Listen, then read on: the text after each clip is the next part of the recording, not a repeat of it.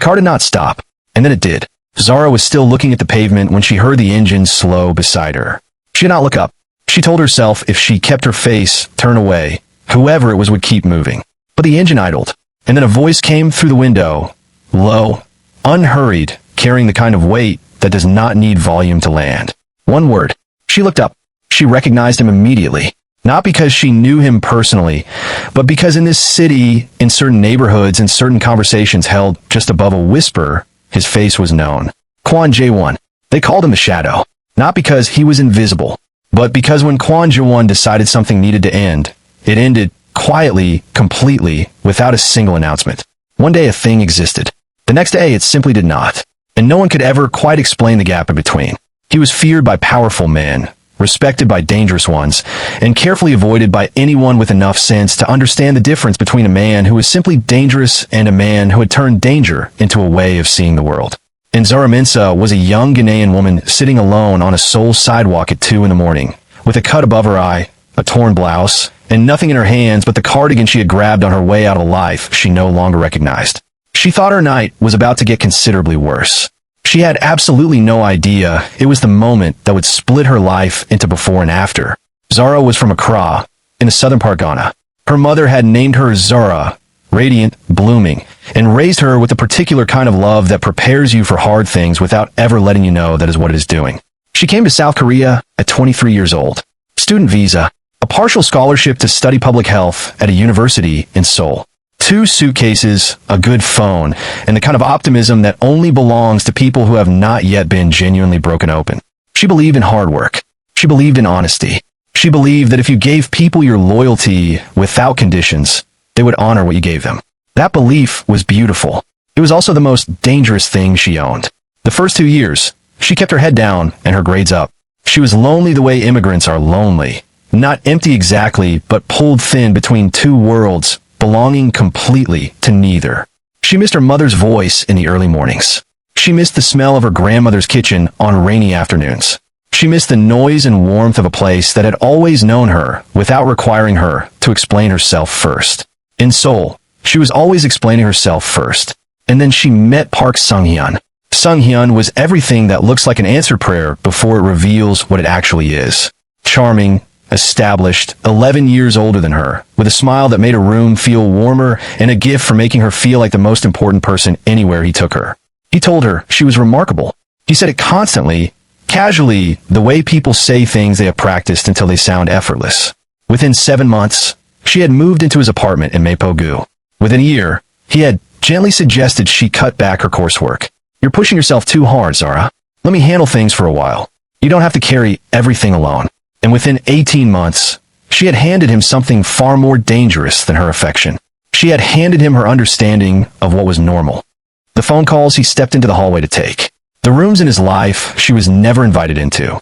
The nights he came home with eyes that were somewhere else entirely, looking through her rather than at her. She told herself she was imagining things. She told herself she was lucky to have him. She told herself that in a country still learning how to see her, a man who saw her at all was something worth protecting. And the most dangerous lies are always the ones we build with our own hands and then choose to live inside. The night everything collapsed started as an ordinary Tuesday. Sung-hyun told her he had a business dinner and would be back by 10. He asked her to make sure the apartment was tidy because he might bring someone by to discuss a deal. She cleaned. She cooked doenjang jjigae, even though he had not asked her to. She put on a dress she thought was nice. She waited. He came home at midnight. Not with a business associate, with a woman. And this woman was not a stranger to that apartment. Zara could see it immediately in the way she walked through the door without hesitation, in the way her eyes moved to the photographs on the shelf, and then moved to Zara. The look on her face was not surprise. It was not guilt. It was pity. And that pity was worse than anything else that followed. Because pity means someone already knew something you did not. Pity means you were the last one to understand what had been happening to you. Sung-hyun stood in his own doorway and looked at her the way you look at something you forgot to throw away. Then he said the words she still hears sometimes when a room gets too quiet. Zara, I thought I said tonight wasn't a good night for you to be here. She said, very quietly, you told me to stay. You told me to clean the apartment. I said be flexible about it. The woman beside him looked at the floor. What came next was not calm. It was an argument. There was Zara finally asking questions she had spent months carefully swallowing. And there was Sung Hyun answering those questions with a cruelty she had not yet seen from him in that concentrated, deliberate form, like something he had been storing away, waiting for exactly this occasion. He told her she was ungrateful. He said she had been living off him without contributing anything real to his life. He said she did not understand how Korea worked, how business worked, how the world worked. And then he did the thing she thinks about most when she thinks about that night.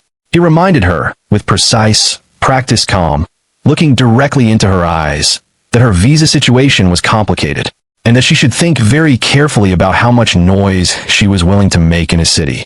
He told her that one phone call from the right person could make her student registration disappear by morning. He used her immigration status like a weapon he had been keeping for months, waiting for the exact moment he would need it. When she tried to walk past him to reach the bedroom, he grabbed her arm. Hard enough that the bruise the next morning was shaped like 4 fingers, every one of them distinct. She pulled away, stumbled backward into the edge of the doorframe. That was where the blood came from. He did not apologize. Take what you need and leave. She took her handbag, her phone, 12% battery, the cardigan from the hook by the door. She did not take her suitcases. She did not take her passport. She did not take the hard drive holding 4 years of her academic work. She walked out of that building into the cold soul night, and she did not know, she genuinely, completely did not know where she was going or what came next. Her phone died 3 blocks away. She walked until her legs stopped cooperating.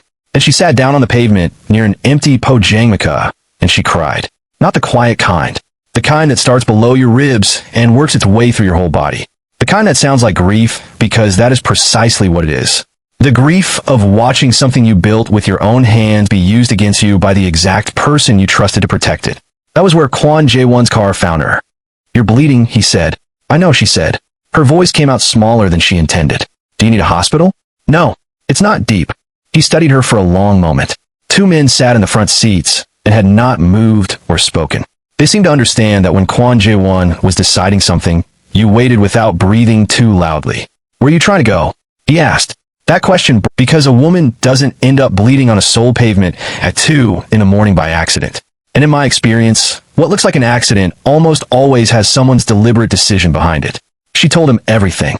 Sung Hee-eun, the apartment, the argument, the doorframe, the woman who had looked at her with pity, the immigration threat, her documents still sitting in that apartment. She told him more than she intended to.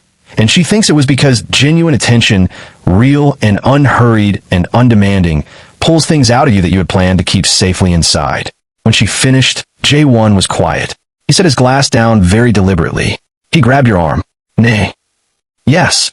And threatened your immigration status to keep you quiet. Yes. And your passport and documents are still in his apartment. Everything is still there. He nodded slowly. That stillness again, not emptiness, but its absolute opposite. Full of something that had not yet decided what form it would take. Do you know who I am? He asked. Nah, she said. I know exactly who you are. And I'm still sitting here. I got into your car. She paused. I think tonight has already established that my judgment about men is not my strongest quality. Something moved across his face, genuine surprise. And then he laughed. Not loudly, but from somewhere real and unguarded and unplanned. For just a moment, Kwon Jae-won looked like someone entirely different from the man the city whispered about. He said, Fair in Paris. Jae-won's phone rang at 6:21. He answered it, listened for perhaps 30 seconds, said 2 words she could not hear, and ended the call. He set the phone on the table and looked at her. Park Sung-hyun was taken into custody by prosecutors at 6 this morning. Financial fraud, money laundering, and as of 40 minutes ago, 3 additional charges related to the assault of women under his control. She did not cry. She had thought she might. But what she felt was not the kind of feeling that produces tears. It was something deeper and stranger than that. Something that felt like a door closing on a room she had been locked inside without knowing it, and the sound of that door clicking shut being the most relieving thing she had ever heard. At that moment, the 2 men arrived from outside.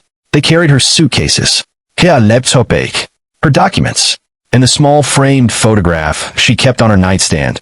Her mother standing in front of their home in Accra, laughing at something just beyond the edge of the frame. She held that photograph with both hands. Jae-won said, Your visa is clean. My lawyer confirmed it an hour ago. Everything Sung-hyun implied about your status was a threat built on nothing. He counted entirely on you being too afraid to look directly at it. Fear is a powerful liar. He agreed. The most powerful. Outside, the gold had spread fully across the Seoul sky. The Han River caught the light and held it. The city was beginning to wake, indifferent and enormous, and entirely unaware of what had shifted in this small, warm restaurant while it slept. She thought about Jia in Paris, designing things that moved around people and made them feel seen. She thought about her mother's voice. She thought about the pavement. She thought about the calculation Sung Hyun had made when he chose her. The visa, the isolation, the dependence, and how that calculation had been so precise and so cold that it had taken her breath away when Jae-won named it. And she thought about what it meant that a man who frightened, powerful people had driven past a woman on a sole pavement and chosen. Sometimes the most powerful thing in this world is simply the willingness to stop. Zara's name means radiant, blooming. Her mother chose it because she wanted her daughter to open toward the world, not away from it. That night on that sole pavement, with no phone and no destination and a city that did not stop for one woman's pain, she had been so close to closing. And then something stopped. I believe in the people who stop. The morning she walked out of that apartment, she was convinced her story was ending. It was not ending. It was only just beginning. If this story stayed with you, if you felt something, if it reminded you of someone you know, share it with them. Subscribe so you never miss a story like this one. Drop a comment below and tell me, what would you have done sitting on that sole pavement at 2 in the morning? And hit that like button, because every story that gets seen is a story that might reach someone who needs it most. I will see you in the next one.